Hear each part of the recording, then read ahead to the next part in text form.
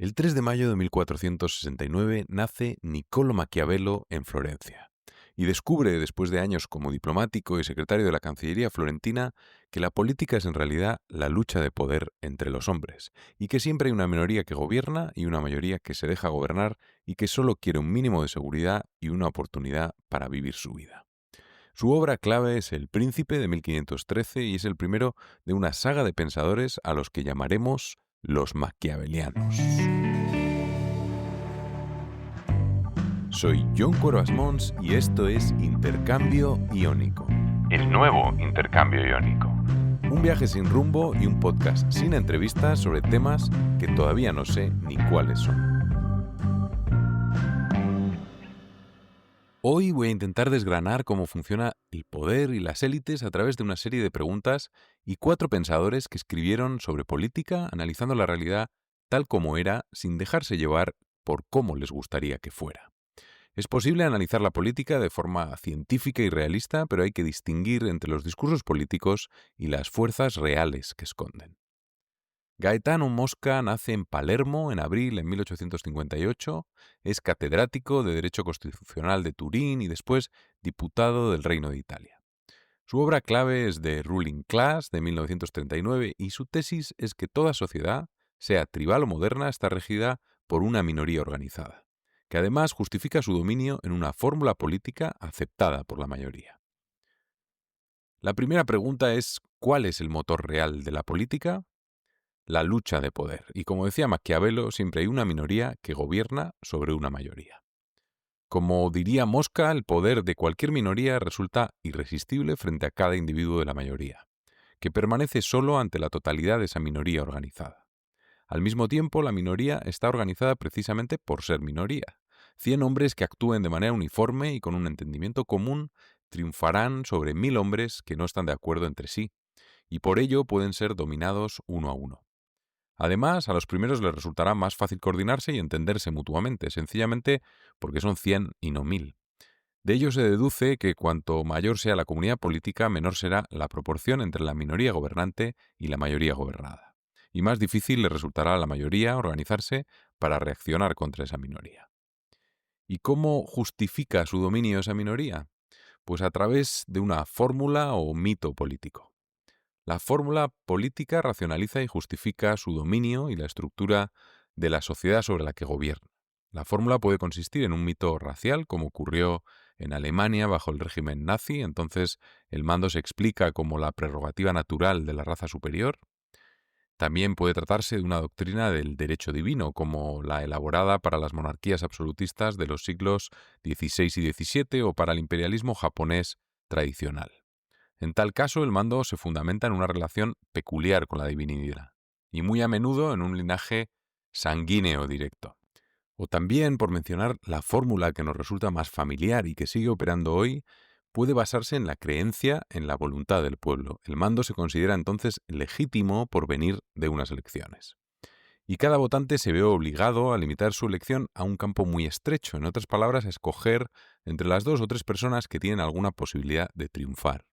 Y los únicos que tienen alguna posibilidad de triunfar son aquellos cuyas candidaturas cuentan con el respaldo de grupos o minorías organizadas.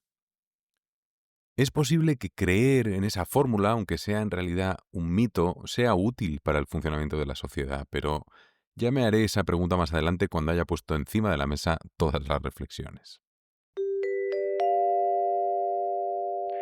Acuérdate de suscribirte al podcast en intercambio-iónico.com. El 9 de enero de 1876 nace Robert Michels en Colonia. Estudió en Múnich, Leipzig, Halle, Turín y en la Sorbona y fue catedrático de Economía y Sociología en varias universidades. En su obra clave, Political Parties, en 1911, formuló la ley de hierro de la oligarquía. Toda organización, incluso la más democrática, termina concentrando el poder en una élite burocrática por exigencias técnicas y tácticas.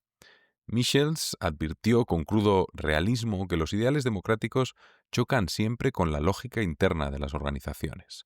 Sin estructuras de control y contrapesos, el poder acaba en manos de unos pocos.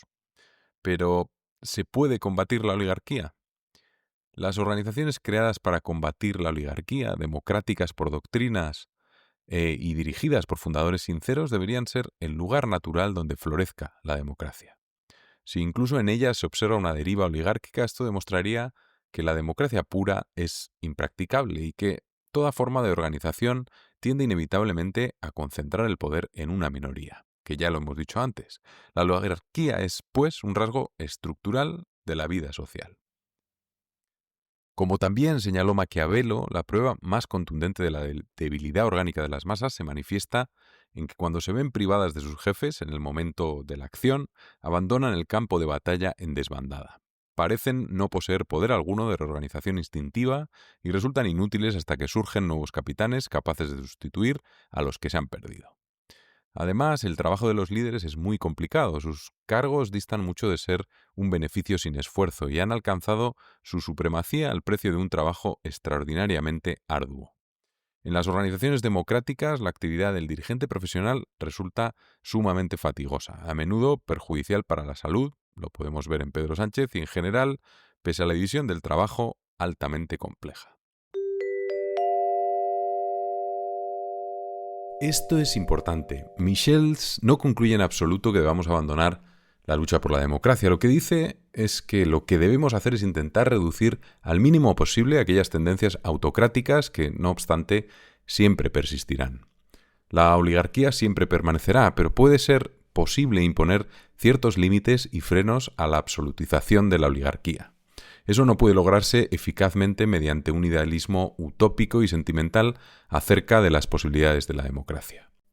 En palabras directas de Michels, nada salvo un examen sereno y franco de los peligros oligárquicos de una democracia nos permitirá minimizar dichos peligros, aunque nunca puedan erradicarse por completo. Es aquí donde yo creo que hay que cambiar el modelo mental y hay que centrarlo en las élites y en sus impulsos. Todas estas reflexiones nacen y se apoyan en el libro de James Burham, The Machiavellians Defenders of Freedom.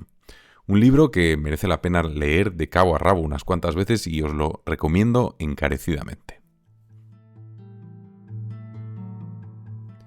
El último de la saga es el mítico Vilfredo Pareto, el del 80-20. La regla que dice que el 20% de las causas genera el 80% de los efectos. Nació en París el 15 de julio de 1849, se doctoró en Ingeniería en el Politécnico de Turín y se volcó en la sociología para estudiar las élites en su Tratado de Sociología General de 1916.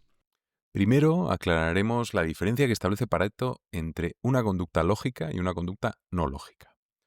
Para Pareto, una acción es lógica cuando persigue un objetivo realmente alcanzable y emplea medios adecuados para lograrlo.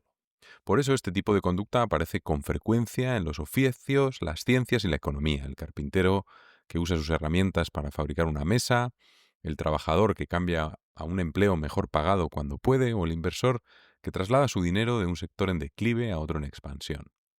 En cambio, la acción es no lógica cuando falta un motivo deliberado. Actuamos por costumbre, tabú o ritual. Cuando el objetivo es imposible, utopías, metas fantasiosas o trascendentes, o cuando los medios no sirven para el fin, como intentar clavar clavos con una esponja. También lo es cuando la meta formal que se declara no coincide con la meta real, que explica los resultados. Si alguien, por ejemplo, busca una utopía y por azar mejora su nivel de vida, ese beneficio es un subproducto, no la consecuencia lógica del propósito. En suma, para Pareto, la acción es lógica solo si se unen un fin posible y medios apropiados. Si falla cualquiera de las dos, la conducta es no lógica. De las no lógicas, Pareto destaca un tipo de conductas a las que llama residuos, que se repiten o cambian muy poco en distintas épocas o culturas, como sacrificar animales para que cambie el tiempo y llueva, o la necesidad de creer en entidades, espíritus, dioses, o el Estado, el progreso, la libertad o el proletariado. Los nombres cambian, pero la necesidad de crear abstracciones persiste. Ese sería el residuo. Identificar estos residuos a lo largo de la historia permite a Pareto hacer un análisis más exhaustivo de la realidad política y centrarse en lo que realmente mueve los hilos. Pero, ¿por qué debemos analizar y comprender las élites que nos gobiernan en tanto detalle? Pareto mantiene que el carácter de una sociedad es por encima de todo el carácter de sus élites. Sus logros son los logros de su élite. Su historia se entiende de verdad cuando entiendes la historia de su élite. Y las predicciones acertadas sobre su futuro se basan en evidencia extraída del estudio de la composición y la estructura de su élite. Esta idea de que tenemos a los políticos que nos merecemos, que simplemente replica lo que tenemos en la sociedad porque les votamos, no corresponde en absoluto con la realidad. Hay que cambiar el modelo mental a la hora de analizar la política. Y las élites no son nunca estáticas. Su estructura, su composición y la manera en que se relacionan con el resto de la sociedad están siempre cambiando. De forma evidente, la élite cambia por la muerte de sus miembros y su sustitución por otros individuos. Sin embargo, esto por sí solo carece de importancia. Si cada fallecido fuese reemplazado por otro del mismo tipo, la élite como grupo histórico permanecería inalterada. Lo que influye en el desarrollo social no es el simple relevo de personas, sino el cambio en los tipos de individuos y en las relaciones entre esos tipos y el resto de la sociedad. Si en la selección de los miembros de la élite existiera una competencia perfectamente libre, de modo que cada persona pudiera sin obstáculos ascender en la escala social tanto como se lo permitieran su talento y su ambición, cabría suponer que la élite incluiría en todo momento y en el orden adecuado precisamente a quienes estén mejor dotados para formar parte de ella. En tales circunstancias, que Pareto parece imaginar por analogía con el libre mercado teórico de la economía clásica o con la arena biológica de la lucha por la supervivencia, la sociedad se mantendría dinámica y fuerte, corrigiendo automáticamente sus propias debilidades. Sin embargo, una condición así nunca se da en la realidad. Siempre existen obstáculos o ataduras, como las llama Pareto, que interfieren con la libre circulación de individuos arriba y abajo de la escala social. Principios especiales de selección, distintos según la sociedad, afectan la composición de la élite, de modo que ya no incluye a todas las personas mejor capacitadas para gobernar. Surgen debilidades y al no verse compensadas por una circulación gradual día a día, si avanzan lo suficiente, se corrigen bruscamente mediante la revolución social. Es decir, por la irrupción repentina en la élite de gran número de individuos a quienes esos obstáculos habían impedido hasta entonces alcanzar su nivel social natural. El más evidente y universal de los obstáculos a la libre circulación es el principio aristocrático. A los hijos de los miembros de la élite se les facilita el acceso a posiciones en la élite con independencia de sus propias capacidades y en detrimento de individuos de mayor aptitud que surgen entre los no pertenecientes a la élite. Si este principio se lleva a lo bastante lejos y la élite se vuelve cerrada o casi, la degeneración es inevitable, aumenta necesariamente el porcentaje de personas débiles e inferiores dentro de la élite, mientras que al mismo tiempo se acumulan personas superiores entre los no élite. Llega un punto en que la élite es derrocada y destruida. En toda élite siempre operan dos tendencias opuestas.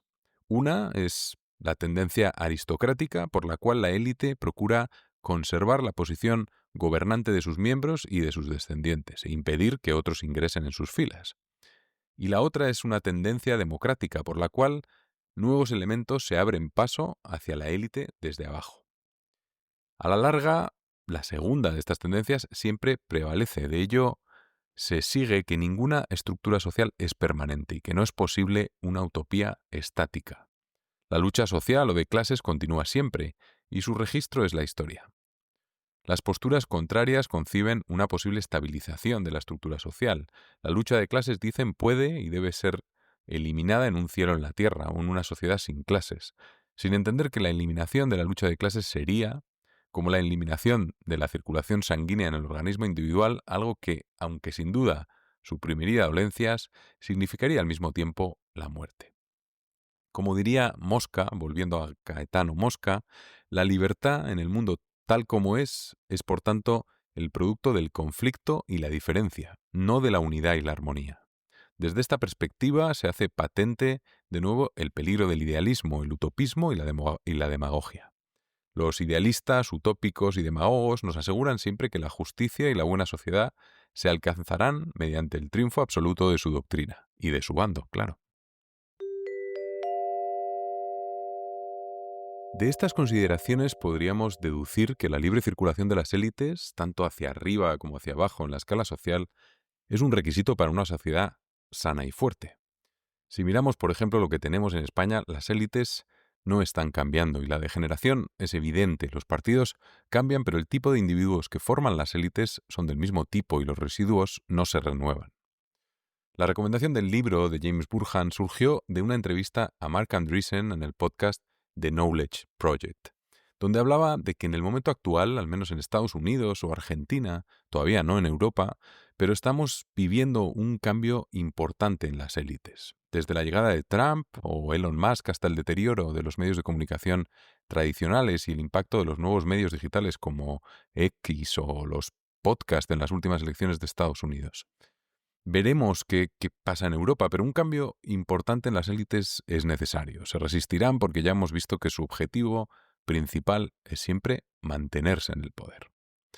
Otra cosa importante a tener en cuenta es que siempre es una ilusión suponer que las masas puedan tomar el poder por sí mismas mediante una revolución. Las masas nunca pueden rebelarse con éxito hasta que adquieren un liderazgo, que siempre está formado en parte por individuos capaces y ambiciosos surgidos de sus propias filas que no pueden ingresar en la élite gobernante, y en parte por miembros descontentos de la élite ya existente. Miembros de la nobleza, por ejemplo, pues fueron clave en las primeras etapas de la Revolución Francesa, o intelectuales y personas de clase media insatisfechos lo fueron en la Revolución Rusa.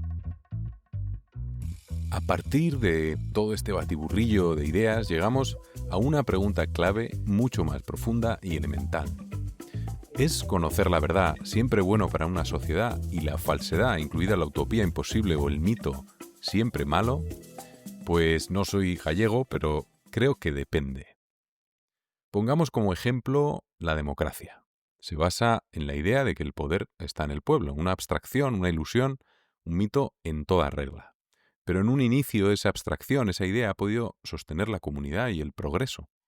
El problema es cuando esa abstracción, esa fórmula se convierte en una creencia y la gente deja de saber que hay una realidad diferente debajo. Cuando esa desconexión se incrementa de generación en generación, se acaba degenerando la sociedad porque no puedes adaptar el funcionamiento de una sociedad si solo conoces una abstracción falsa de cómo realmente funciona. La realidad es que es una minoría la que ejerce el poder sobre la mayoría y su objetivo principal es mantener su poder. Aunque queramos creerlo y la élite lo diga constantemente, su principal objetivo no es servir a la comunidad. Esto ha sido el nuevo Intercambio Iónico. Espero que te haya gustado. Si es así, puedes suscribirte en Spotify, Apple o en tu plataforma favorita. O a modo newsletter en intercambio-iónico.com.